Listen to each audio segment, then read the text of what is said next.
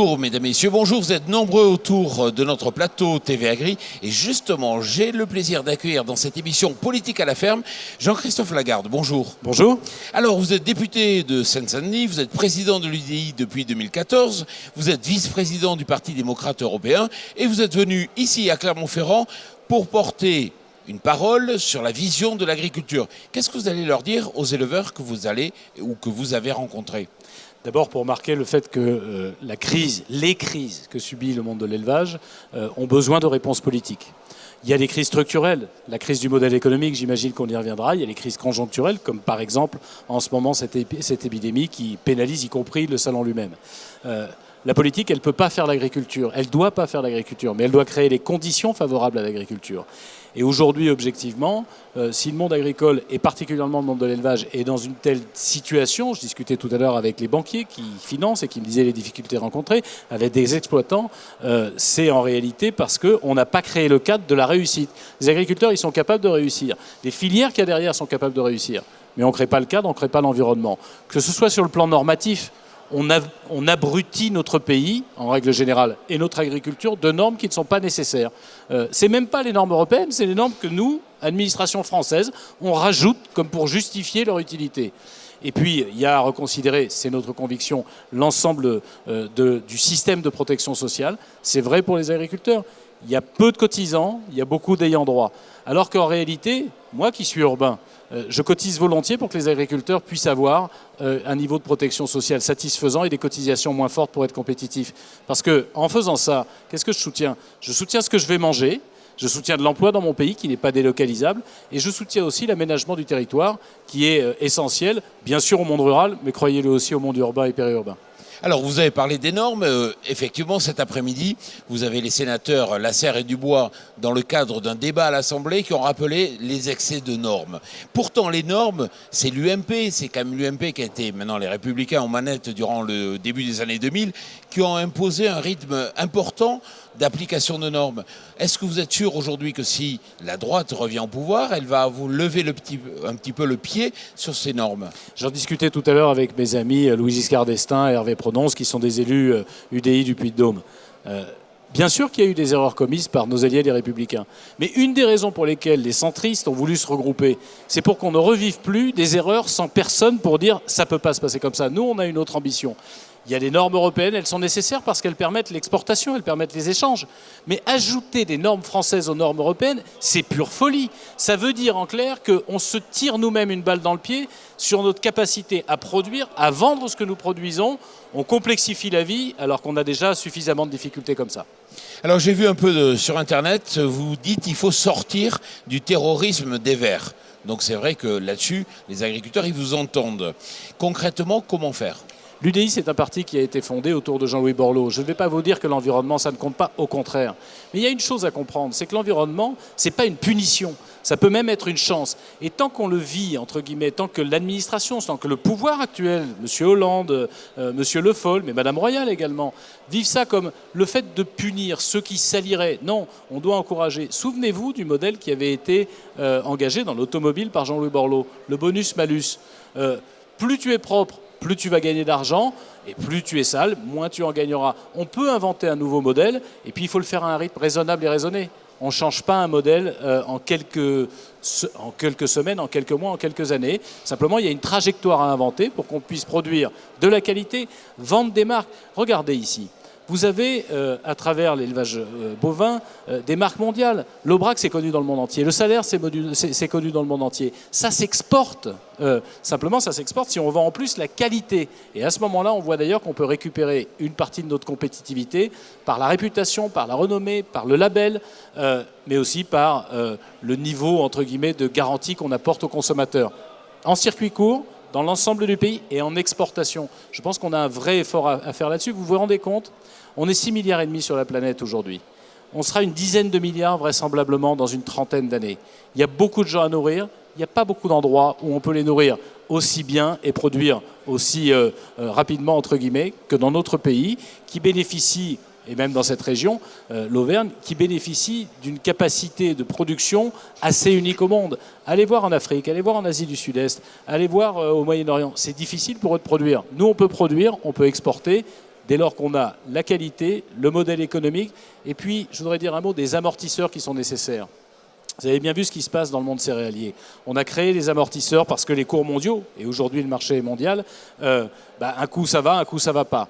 Et il faut ces amortisseurs. Ces amortisseurs, avant, ils étaient créés par l'Europe. Il faut qu'on invente des amortisseurs différents qui permettent de faire en sorte que, quand le cours de la viande est trop bas, on puisse garantir un prix minimum. Pas comme a essayé de le faire le gouvernement cet été, vous savez, avec une espèce d'oukase. Le gouvernement, il ne fait pas les prix. Mais il doit permettre la création d'amortisseurs, réduire les normes pour réduire les coûts de production et partager la protection sociale avec les urbains pour permettre qu'on devienne compétitif et soulager nos agriculteurs. Alors vous avez une vraie vision économique de l'agriculture, exportatrice aussi de la vocation agricole à exporter. On reçoit beaucoup de politiques ici. Chaque fois que tous disent oui, il faut exporter, mais à la fois quand on leur dit, bon, vous savez, exporter, ça veut dire être compétitif au niveau mondial. Ça veut dire peut-être aussi la ferme des 1000 vaches. Et là, en général, ils sont gênés. Vous, ça vous gêne ? Non, je ne suis pas gêné. Je pense que c'est un modèle qui devra évoluer là aussi progressivement. Ça ne veut pas dire la disparition totale et immédiate des exploitations familiales. Ça veut dire simplement de la mutualisation, des regroupements lorsqu'ils seront volontaires. Et de toute façon, la situation économique va conduire à ces regroupements. Quand on a besoin d'investir, on a besoin de partager l'investissement beaucoup plus que sur une toute petite exploitation. Ça, c'est une réalité qu'il ne faut pas cacher au monde agricole. Ça ne veut pas dire, entre guillemets, qu'elles doivent disparaître et encore moins immédiatement. Ça veut dire que c'est une évolution. Dans le monde céréalier, vous croyez que ça s'est fait du jour au lendemain? Et pourtant, ça a sauvé leur capacité à être compétitifs. Est-ce que vous n'avez pas l'impression, quand on regarde un peu ce qui s'est passé cet été avec la crise, le marché port-breton, vous avez dit un prix qui a été décidé par le gouvernement de façon arbitraire, alors qu'on est dans un système international où le prix résulte de l'offre et de la demande. Est-ce que vous ne pensez pas quelque part qu'il faut tourner la page de l'agriculture de Pisani des années 60, avec des interprofessions, des prix cadrés, de l'encadrement ? Mais par évidence, entre guillemets, on ne peut plus être dans l'agriculture paysanne. Le problème, c'est que les gouvernements précédents, comme le gouvernement actuel, n'ont pas travaillé avec le monde agricole à inventer un modèle différent. C'est pour ça que je vous parle de changement de modèle. On ne fera pas survivre le modèle de l'agriculture pisani avec les règles aujourd'hui d'un marché ouvert, mondialisé. Et on pourrait très bien se dire, il y a des gens qui vendent ça, ils vendent des mensonges en l'occurrence aux agriculteurs. On pourrait très bien se dire, non, on va refermer le marché, on va rester juste entre nous. Les agriculteurs qui sont ici, les exploitants, ils savent bien que de toute façon, ils ne vendent pas qu'en France. Il y a une hypocrisie, souvent de gauche, qui dit, on va faire uniquement dans le circuit court. C'est bien le circuit court, mais ça ne suffira pas. Il y a une autre hypocrisie, d'extrême droite en l'occurrence, qui dit on va faire dans le circuit fermé, on va juste rester entre nous. Oui, d'accord, mais ça ne suffira pas non plus, parce que les consommateurs ont d'autres habitudes de consommation et ils ont besoin de produits qui viennent d'ailleurs. On a donc besoin, nous aussi, d'en vendre ailleurs. Il faut simplement arrêter, entre guillemets, de regarder très court, donner de la longueur, de la distance. Et vous savez, les paysans, ils savent bien qu'il faut du temps pour arriver à faire les choses. C'est souvent les politiques, et pardon, les journalistes parfois qui l'oublient. Tout à fait, vous avez raison. Justement, les politiques, les agriculteurs ont l'impression que vous venez dans les salons, que vous les écoutez, vous les serrez les mains, mais qu'une fois le salon terminé, les lumières éteintes, la parole n'est plus portée par la suite. Qu'est-ce que vous pouvez leur dire pour les rassurer ? Ce que j'étais en train de vous dire, la question, c'est pas de venir serrer la main. La question, c'est de se mettre autour d'une table, avant les élections, bien sûr, de partager un projet. Ce n'est pas les politiques qui vont décider seuls pour l'agriculture. Et je ne crois pas non plus que les agriculteurs peuvent décider seuls parce qu'ils ont besoin d'un environnement et que ça corresponde à des enjeux plus collectifs.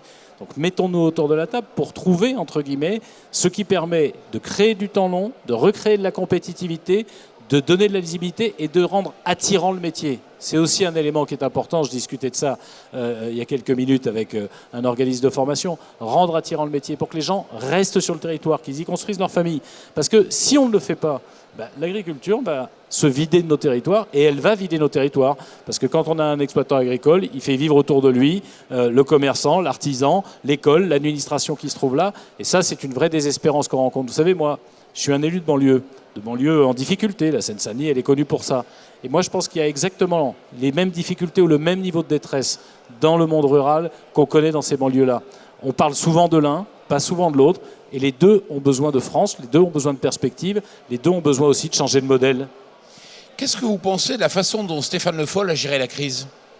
Je ne veux pas être méchant avec le ministre de l'Agriculture, mais s'il avait su de quoi il parlait et s'il avait été présent, plutôt que de considérer que finalement il y avait des râleurs en Bretagne dans un premier temps et puis ailleurs, qu'il enquiquinait pendant ses vacances, on aurait peut-être mieux géré la crise. Mais il y a plus grave que l'attitude de M. Le Foll, qui n'a vraiment pas été à la hauteur de ses fonctions, me semble-t-il, ni des enjeux et de la souffrance qui a été vécue. Il y a plus grave. Cette crise, elle ne date pas du gouvernement Hollande. Depuis 3 ans, ils n'ont rien fait pour la réparer. Mais cette crise, elle date du moment où on a décidé de changer la politique agricole et on n'a pas mis en place, entre guillemets, un nouveau modèle économique. Pardon d'y revenir. On ne peut pas avoir changé les règles du jeu. Elles sont totalement changées. Avant, il y avait des prix protégés. Vous produisiez n'importe quoi. Vous étiez sûr qu'on vous l'achète à un prix qui était garanti. C'est plus le cas. Vous parliez du modèle Pisani, on ne peut plus continuer comme ça, sauf que personne, par peur du monde agricole, par peur électorale, que sais-je, n'a osé se dire, mettons-nous autour de la table, maintenant on en invente un autre, il y aura des contraintes, mais il y aura enfin de l'espoir. Pour l'instant, il y a trop de désespoir. Juste pour conclure, on a beaucoup parlé Pisani des années 60. Il avait une vision.